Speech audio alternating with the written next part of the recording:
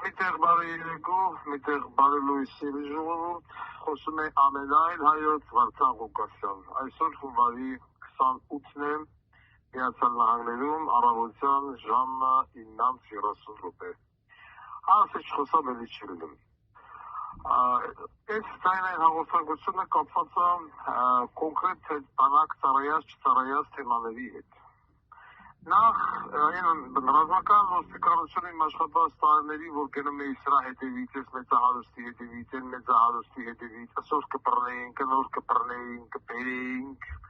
բայց այդ ամենը ժամեր անց գեներալ Հայկաց կզանգեր, Խաչատուրով կզանգեր, Սերժի Վաճոն կզանգեր,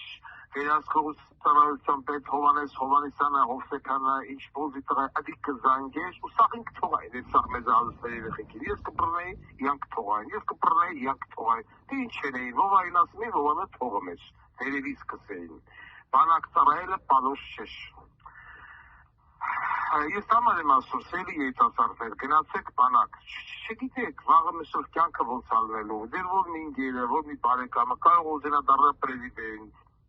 դառնա ազգային ժողովի նախագահ, կամ մեկը դուք ուզենաք դառնաք ու չկարանաք, որովհետև պիտի ասեն վայնի բիլետ չունեք։ Իսկ վաղը մսոր օրենքներն ավելի խիստ պիտի եղնեն, չկա վայնի բիլետ, չկա պետական գործ։ Հիմա